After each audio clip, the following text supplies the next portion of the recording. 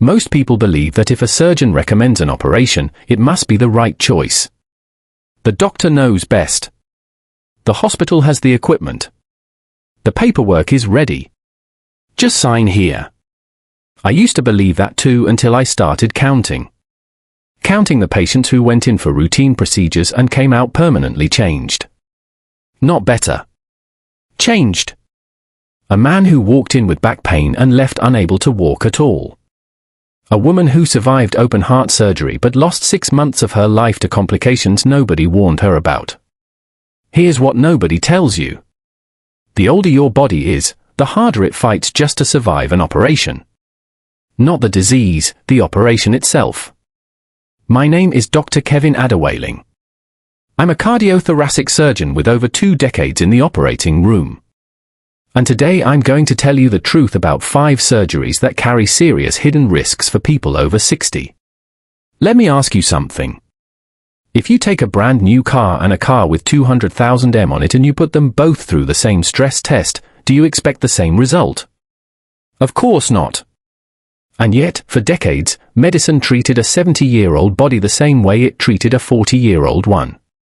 Same surgical protocols, same recovery expectations, same timelines. That's starting to change, but not fast enough. Here's what happens inside an older body when it goes under general anesthesia. The heart has to work harder. The lungs take longer to clear the anesthetic. The kidneys slow down processing medications. And the brain, this is the one that surprises people. The brain becomes temporarily disoriented in ways that can last weeks or even months. Doctors have a name for it, postoperative cognitive dysfunction. And in patients over 70, it happens far more often than anyone admits. Now, I want to be absolutely clear about something. Age alone is not a reason to avoid surgery. I have operated on 80-year-olds who bounce back faster than some 50-year-olds. Age is just a number, but frailty is not. Frailty.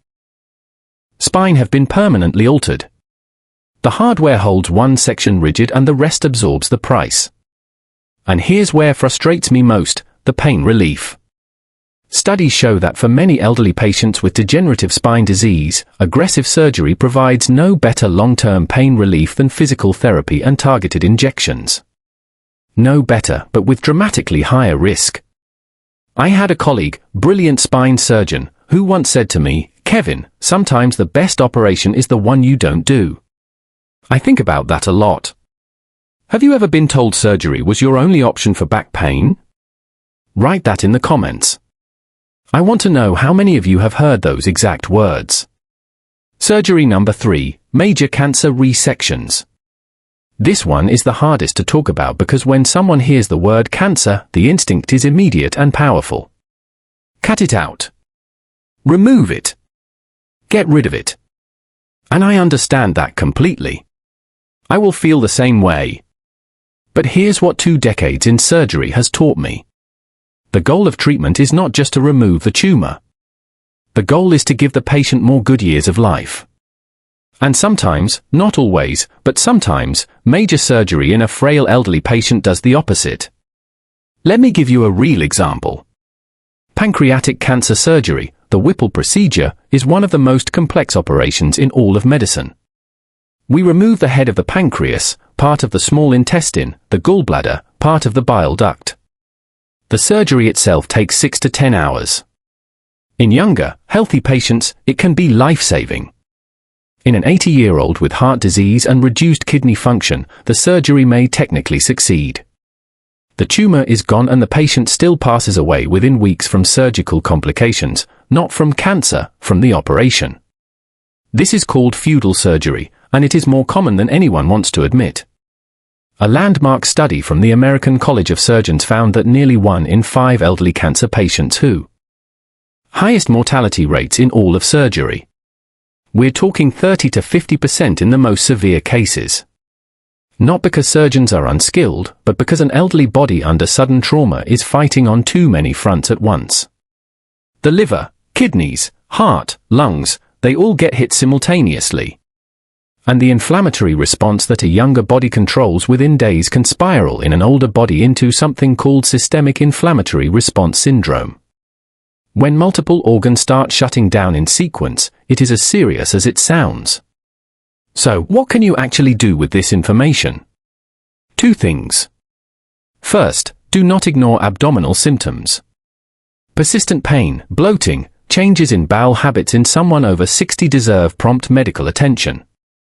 Catching problems early means treating them before they become emergencies. That one habit can change everything. Second, have the conversation with your family now. Not in the hospital corridor at midnight. Now, what are your wishes if emergency surgery is the only option? What quality of life matters to you? These conversations are not morbid. They are one of the most loving things you can do for the people who will be standing in that corridor. All right, we've covered 5 surgeries. Now, let's talk about what you actually do with this knowledge. Because information without action is just anxiety, and that's the last thing I want for you. Before any major surgery, planned or recommended, there are 4 questions every patient over 60 should ask. Write these down. Question 1. What happens if I don't have this surgery? A good surgeon will give you an honest answer. If the answer is nothing urgent changes in the next 6 to 12 months, you have time to think, time to get a second opinion, time to optimize your health. Question 2. Is there a less invasive alternative? Medicine has changed enormously in the last 15 years. Robotic surgery, endoscopic procedures, catheter-based interventions.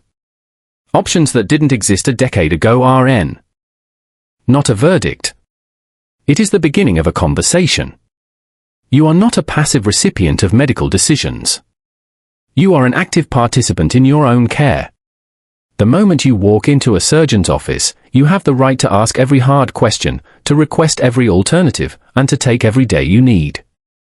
The surgeon holds the scalpel, but you hold the choice. And that choice made with full information and clear eyes is the most powerful tool in medicine, more powerful than any operation I've ever performed. Let's bring it all together. 5 surgeries that carry serious hidden risks for people over 60. Open heart surgery in frail patients where less invasive alternatives now exist. Aggressive spinal fusion where evidence for pain relief is far weaker than most patients are told. Major cancer resections where the goal must always be more good years of life. Elective joint replacement in severely ill patients where timing and preparation matter as much as the surgery itself. An emergency abdominal surgery where the best protection is catching problems early and having honest conversations with your family. Now, none of this means avoid all surgery. Surgery saves lives every single day. I have seen it. I have been part of it. I am proud of it. The message is this. Be an informed patient. Ask the hard questions. Request the alternatives. Get a second opinion. And if necessary, a third. Your age is not a weakness. What question would you most want to ask your surgeon before a major operation? Tell me in the comments. I read every single one. And if this video helped you or someone you love think more clearly about a surgical decision, share it. That one share might be the most important thing you do today. Take care of yourselves. Stay curious. Keep advocating for your own health. You deserve a surgeon who explains everything and a medical team that treats you as a partner.